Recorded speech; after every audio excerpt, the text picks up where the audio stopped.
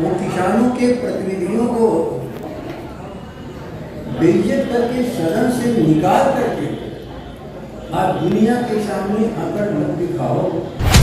केवल 2 राज्यों के छोटे से इलाके के किसानों से पंगा आपने लिया था। साल भर तक सड़कों पर बैठ कर के किसान, दिल्ली में बैठे हुए लोगों को पता नहीं है फसल का पकना और फसल का जलना 2 चीजें हैं। सरकार की बेवकूफी का परिणाम है कि वह उस सीजन में उसको जाना पड़ता है जिस सीजन में उस खेत को नहीं जाना चाहिए था। यदि नहरों का पानी समय से नहीं मिला तो किसान बीज डालने से वंचित रह जाता है। जितनी भी प्रशंसा किया जाए, प्रशंसा के शब्द आपके सामने छोटे पड़ जाते हैं। इन खेतों और खलिहानों की हिफाजत करके आप देश के भूखे पेट तक रोटी और चावल पहुंचाते हो। आज आपकी बदौलत वह सरकार जो आपके लिए कुछ कर नहीं पा रही है, लेकिन अकड़ करके कह रही है कि हमारे पास देश में इतना अन्न है कि हम पूरी दुनिया को 6 महीने खिला सकते हैं। किसकी बदौलत? वो किसानों के प्रतिनिधियों को बेइज्जत करके सदन से निकाल करके आज दुनिया के सामने अकड़ मत दिखाओ। ये किसान के बेटे हैं। हर एक बात किसान तूफान पर आ गया तो बड़ी से बड़ी हुकूमत को उखाड़ फेंकता है। आज की प्रधानमंत्री जी किसानों से पंगा मत लो। केवल 2 राज्यों के छोटे से इलाके के किसानों से पंगा आपने लिया था। साल भर तक सड़कों पर बैठ कर के किसान, उनके लिए क्या सर्दी, उनके लिए क्या गर्मी, उनके लिए क्या जाड़ा, क्या तूफान, कुछ भी नहीं, क्या वर्षा।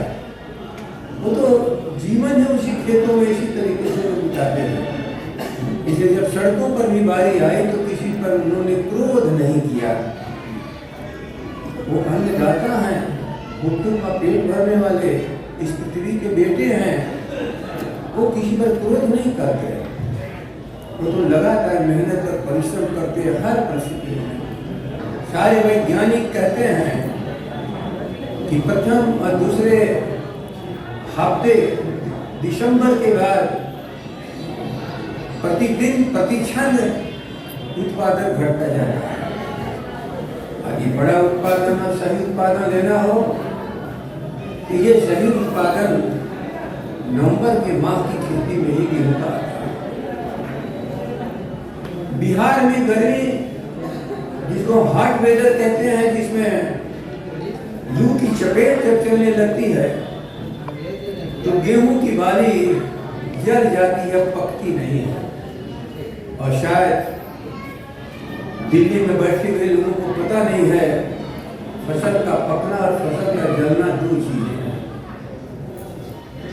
यदि सही ढंग से फसल पकती है तो 100% उत्पादन खेतों से मिलता है। और जैसे जैसे जैसे जैसे गर्मी के दिन बढ़ते जाते हैं, गेहूं की मजबूत बाली भी जल जाती है। और उस जले हुए के कारण फसल आधी तिहाई चौथाई हो जाती है। वो प्राकृतिक आपदा नहीं है, सरकार की बेवकूफी का परिणाम है कि वह उस सीजन में उसको जाना पड़ता है जिस सीजन में उस खेत को नहीं जाना चाहिए था।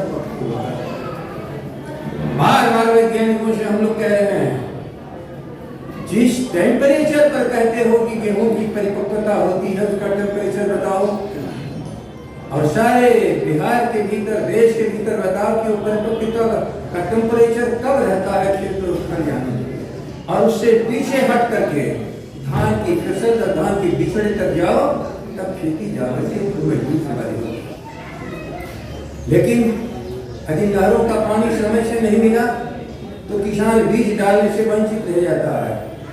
और बीज डालने से वंचित नहीं रहता है, हमारी खेती है बीज से लेके बाजार तक। बीज समय से नहीं बढ़ेगा, हमारी फसल भी सही का फसल चक्र नहीं आ पाएगा। और बाजार को मार करके बैठा है सब। मिनिमम सपोर्ट प्राइस ये कोई आज का नहीं है नियम और नहीं 165 का नियम। बिहार ने कभी जाना ही नहीं कि ये मिनिमम सपोर्ट प्राइस क्या होता है। बिहार में तो लेवी की बात होती थी और एक बार उस समय हुकूमत किसानों ने कहा कि लेवी और केवी को हटाएंगे।